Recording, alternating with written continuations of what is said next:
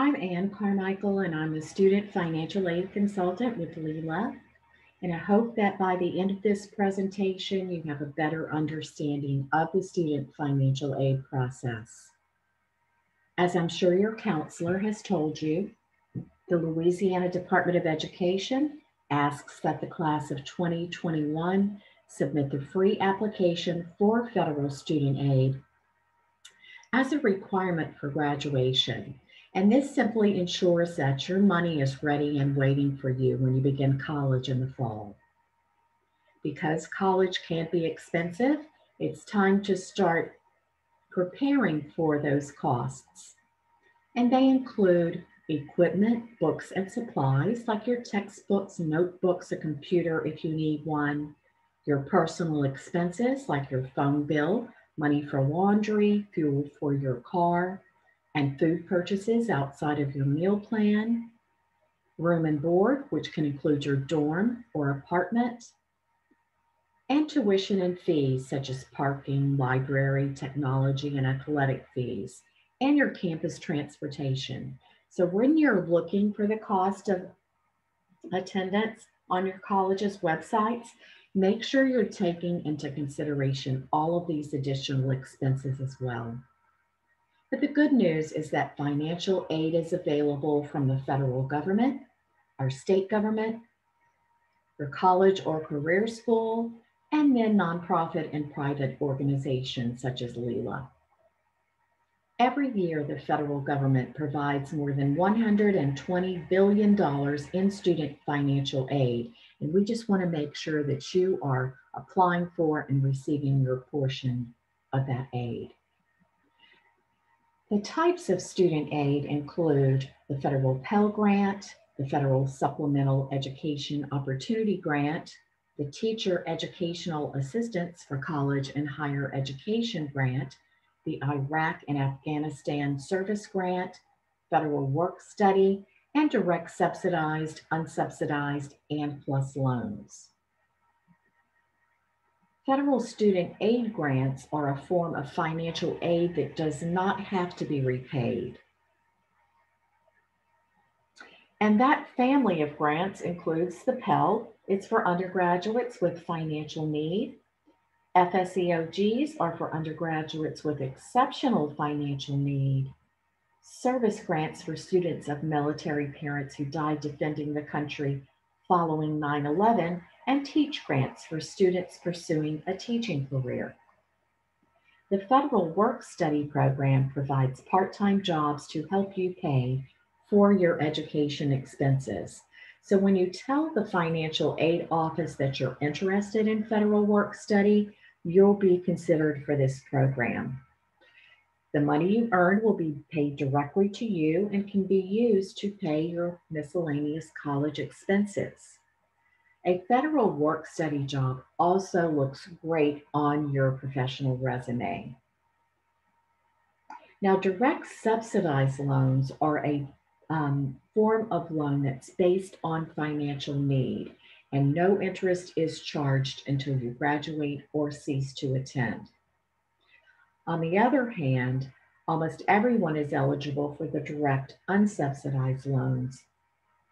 But remember that interest is accruing on this loan once it's fully dispersed, which is usually in the spring semester, and then throughout the life of the loan.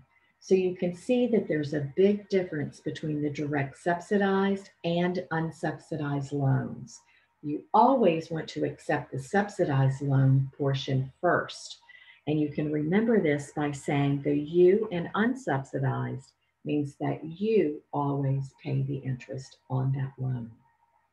If you are offered loans and you do find that you need to accept some to complete your academic year in college, always accept the federal student loans first because payments aren't due until you graduate or cease to attend. The interest rate is fixed at a lower rate and no credit check is required. Private loans should be accepted only as needed because most require payments be made while you're still in school.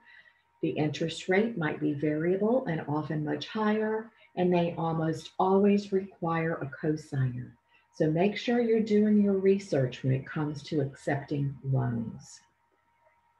To dispel the myth, you can see that almost everyone is eligible for some type of federal student aid.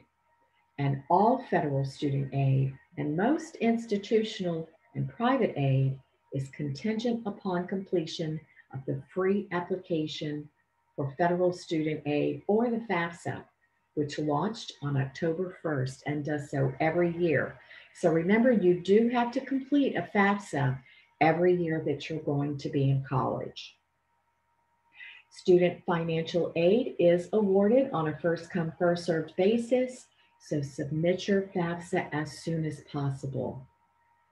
Did you know that more than 1 million FAFSAs have already been submitted for next academic year? Get to the head of the line while the money is still available so that you'll be offered the maximum award that you're eligible to receive. And remember to pay close attention to the deadlines. Now, your college is going to have a deadline, the state has a deadline for the TOPS scholarship, and there are federal deadlines. And I'm sure your counselor has set forth some deadlines for you to complete your FAFSA to meet your graduation requirement. So check with her. Begin the FAFSA process by collecting all of the documents needed to complete the form.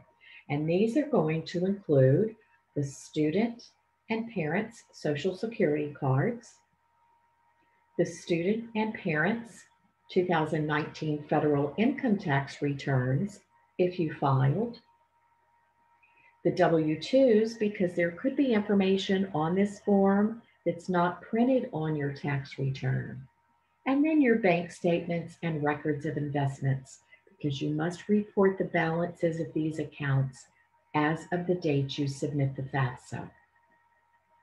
You'll want to begin the process by creating your Federal Student Aid ID, or FSA ID. This allows you and your parents to electronically sign the FAFSA. The FSA ID is a username and password that you create yourself using your personal information. Each student and one of his parents needs to create an ID, and you can do that at fsaid.ed.gov.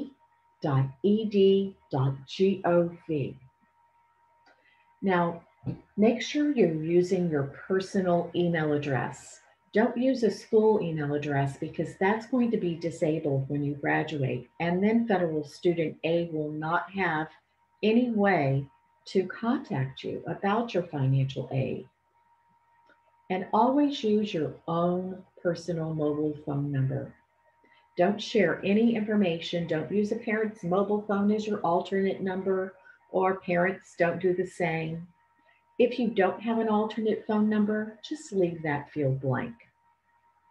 Your username and password is your official electronic signature.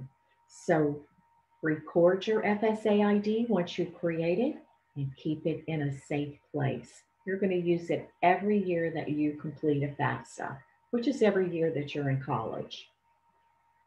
If you don't have access to a computer when you're ready to get started on your FAFSA, just download the FAFSA mobile app. It's called My Student Aid, and you can use it to submit your FAFSA on your mobile device or your mobile phone, any device that has internet access. Or if you prefer, you can use the web-based version at fafsa.gov. Begin the FAFSA by logging in with the student's FSA ID, because the FAFSA is the student's application for federal student aid. Mom or dad, your FSA ID will be used to sign the student's FAFSA, and also to link to the IRS if you want to transfer your tax information into your child's FAFSA. It's important to note that the high school class of 2021 should be completing the 2021-2022 FAFSA. Why? Because that is the academic year that you are applying for financial aid. Now, if you're planning to start college early, maybe in the spring or summer semester, you might have to complete both. So contact your college to ask that question. There are 8 sections that need to be completed before submitting your FAFSA. Start with the student demographic section, where you'll be asked to provide the student's social security number, legal name, date of birth, email address, physical address, residency status, and gender. The school selection section, where the student will report the name of his high school, the colleges that he wants his FAFSA data to be sent to, and the housing plans on each of those campuses. Next is the dependency status section, where you will be asked to consider a list of 10 questions to determine whether you are a dependent or an independent student for FAFSA purposes. And they want to know the number of dependents living in the student's household. Next, they're going to ask you for your parents' education. And sometimes parents wonder why they're being asked what level of education they've completed, but remember that there could be additional financial aid on your college campus for first-generation college students. Next, you're moving into the parent demographic section, where parents will report their social security numbers, their names and marital status, and their email addresses. Then you'll move to the parent and student financials. This is where you're going to report your 2019 working wages. You'll be asked if you received any federal benefits, and this is where you're going to report your savings and investment balances. Then it's time to sign and submit the FAFSA. And last, you come to the confirmation page. Now, as you move through the FAFSA, if you need clarification on a question, just click on that question mark beside each question. There are hyperlinks provided. You can request an online chat or call Federal Student Aid, or if you want to speak with me, you can call Leela's FAFSA helpline. But for this session, I'm going to cover only the most commonly asked FAFSA questions. The citizenship requirement. We get this question pretty often. It's important to note that the student must be a citizen or an eligible non-citizen to complete a FAFSA. If you find yourself in this situation, but you're not sure what an eligible non-citizen is, this is a hyperlink within the question and will give you a detailed explanation. Now, if the parents of one of these students does not have a social security number, you can go ahead and submit the FAFSA. You'll just want to enter zeros anywhere the parent's social security number is requested. Young men between the ages of 18 and 26 must be registered with Selective Service to be eligible for federal benefits. And because federal student aid is considered a federal benefit, guys, you have to be registered. Now, this is your choice. If you plan to pay out of pocket for your college education, then that's up to you. I had a young man ask me last week how he could register for Selective Service if he's not 18 yet. And the beauty of this is if you register within the FAFSA, they will hold on to your information until you turn 18, and you will be automatically registered at that time. Only the colleges that you list on the FAFSA in the school selection section are going to consider you for financial aid. They're not just going to push out your personal and financial information to every college around the country. You have to give them permission. So add all of the colleges that you're considering, up to 10 at a time. And if you plan to apply to more than 10, there's a hyperlink on this page with further instructions on how to do that. Now we're going to move into the dependency status section. And I'm going to quickly go over these items. If you find yourself in one of these situations, you are going to check on it, and I'll tell you the results when we finish up. Will you be 24 or older by January 1st of the school year for which you're applying for financial aid? Now remember, they're asking the students these questions. Are you married or separated but not divorced? Will you be working on a graduate degree? Do you have children who provide more than half, who will receive more than half of their support from you? Or do you have dependents other than children or a spouse who will live with you and receive more than half of their support from you? Are you currently serving on active duty in the U.S. Armed Forces for purposes other than training? Are you a veteran of the U.S. Armed Forces? At any time since you turned 13, were both of your parents deceased? Were you in foster care? Or were you a ward or dependent of the court? Are you an emancipated minor, or are you in legal guardianship? Now, these are two hyperlinks that you might want to check out if you believe yourself to be in this situation. And then the last one, are you an unaccompanied youth who is homeless, or are you self-supporting and at risk of being homeless?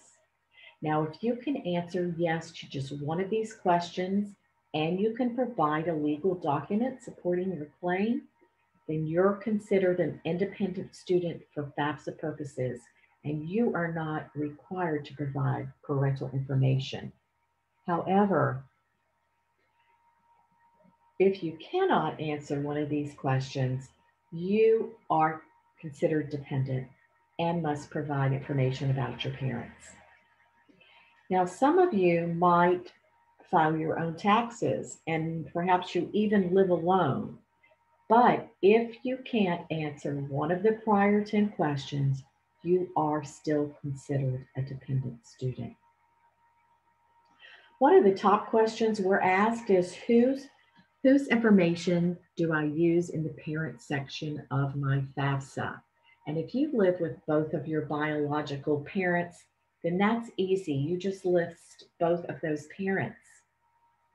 But if the parent you lived with the longest in the past 12 months is separated, divorced, or was never married, you should list that parent on the FAFSA. Unless that parent is now remarried, and then you should include that parent and his or her spouse. So you can see that federal student aid is trying to get an idea of the financial standing of the household that the student has lived in the longest in the 12 months prior to the date that the FAFSA was submitted. Now, if you're identified as a dependent student, but your parents refuse to provide their information on the FAFSA, you can submit your FAFSA without parental information, but you are only going to be offered student loans. So please have a discussion with your parents about this because you want to be considered for any grant monies that you would be eligible to receive. If they still will not provide their information on your FAFSA, go ahead and submit it saying that I'm unable to provide information about my parents, but call the financial aid office or send them an email and tell them you have a special situation that you would like to discuss with them, because they can put you in an appeal process and begin working through the steps of considering if they can offer you some additional help. Now, to make the financial aid process run a lot smoother and go by quicker, you and your parents, if you filed a return in 2019, should use the Internal Revenue Data Retrieval tool. This is going to make sure that your information is accurate and diminish your chances of being selected for verification on your college campus. So grab your 2019 tax return, and whatever's on that tax return, you enter it here once you're in the IRS website. Now, what if your tax preparer misspelled your name? Put it exactly as it shows on your tax return. What if you've moved since that time? Put your old address here. Spell out street if it's printed that way. Use AVE period if it's printed that way on your tax return. It needs to look exactly the same. Now it's almost time to sign and submit your FAFSA. But before you do, please review your student aid report. This shows every question you were asked on the FAFSA and your answer to each of those questions. Make sure you're sending the financial aid office accurate data, because if not, and you have to go back and make a correction later, that's going to start the process all over for the financial aid administrators. So do yourself a favor and review your report. You can always go back and correct information before you submit. Now, this is where your FSA IDs are going to come in. You see that the student is asked to provide a signature. That's your username and password that you created at the beginning of the process. One parent should sign using his FSA ID, and then it's time to submit. Once you press the submit key, you should automatically see this pop up. It is your confirmation page. And although the student is going to receive an email saying that his FAFSA was submitted and is being processed, this is the only time you're going to see this much detail. So do yourself a favor and either print this page or take a screenshot of it, and then take a look at the next steps you need to take to complete the student financial aid process. See a list of the colleges that are going to receive your FAFSA data. Review your estimated expected family contribution, and consider your financial aid estimates. And I'm going to emphasize estimates because everybody gets excited when they see the dollar amounts. But these are only estimates based on the information that you manually inputted into your FAFSA.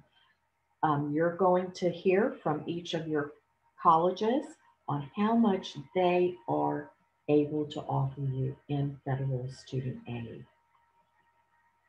Now, if you begin your FAFSA and submit it, or you begin it, you haven't submitted it, or there are errors, you will receive communication from federal student aid on a weekly or bi-monthly basis, telling you that there's further action required. Parents, this email goes directly to the email address listed in the student section of the FAFSA. So make sure that you are encouraging the students to check their email and communicate back with federal student aid. Now, once your FAFSA is fully processed, usually takes 3 to 5 days once you submit it, then it's sent on to your colleges. Each college financial aid office will then begin to identify any aid that they might be able to offer you. If your family's financial situation has changed since 2019, and unfortunately, especially in Louisiana, with everything that's gone on this year, you are responsible for contacting the financial aid office to report perhaps some income loss, perhaps one or both of your parents has been laid off or had a reduction in hours worked, or some unexpected medical expenses, because the financial aid office can use their own professional judgment to make some adjustments in their offer. But it's your responsibility to contact them and tell them about your situation, because they're working on determining your net price. And they're going to do this by looking at their cost of attendance, any grants or scholarships that you're eligible to receive, and the net price is going to be the difference. This is what you're going to either have to pay out of pocket in cash or by accepting student loans to pay for that academic year. Now, you're going to begin to receive financial aid offers from each of your colleges. So review these because you're going to see that their cost of attendance is listed. Any grants, scholarship, work study, or student loans that they have to offer you to go to their college will be listed as well. And read over these carefully and respond to any requests they might have of you so that they can quickly process your aid. I'm going to remind you again, too, that you will receive a separate financial aid offer from every school that you've listed on your FAFSA and you've applied to. Some schools wait until you've been admitted for admissions, and then they will begin to work on your financial aid. So finish up those admissions applications as well. You'll want to accept your financial aid in this order: grants and scholarships first, because this is free money that does not have to be repaid. Next, federal work study, because you have earned this money and you don't have to pay this money back. And then your loans. This has to be repaid and with interest. So we want to avoid as much of that as possible. The student financial aid process is explained in detail in our FAFSA completion guide and workbook for the class of 2021, and it's free for Louisiana high school seniors.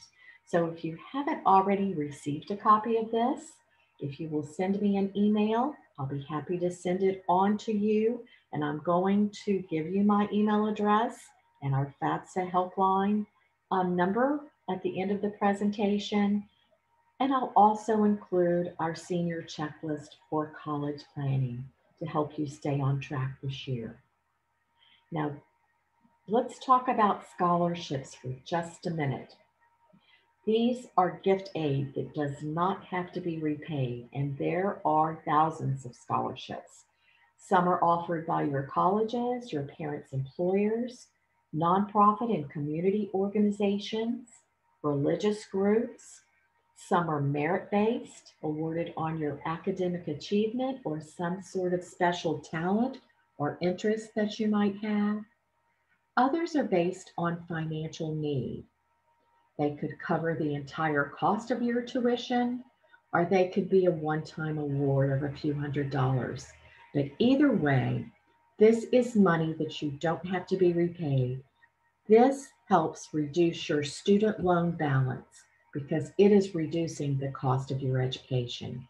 So talk to your high school counselor or your college financial aid office or admissions recruiter. They have ideas too on where you can find scholarships. This year, we're offering 2 scholarship opportunities. Louisiana high school seniors who've completed their FAFSA can go to lila.org and grab the $1,000 scholarship application. It's easy to complete. There's no essay required. And then once you're a Louisiana college student, you can apply for an additional $1,000 scholarship called the Choose Louisiana Scholarship. That's on our website as well. Now, if you're going to a pricier college and you've exhausted all of your scholarship, grants, federal and state dollars, you can go to lilachoice.org and find out more about Lila's nonprofit education loan program. We are always available to answer your questions, and if we don't have the answers, we know where to find them. So please feel free to call us on the FLELA FAFSA helpline or send me an email if you'd like to speak to me directly. I'm going to be sending a copy of this presentation to your counselor, and we're going to post it on our YouTube channel. It's called Ask Lila. So check us out there. And remember to complete your FAFSA as soon as possible. Call if you have questions and apply for Leela's $1,000 FAFSA completion scholarship.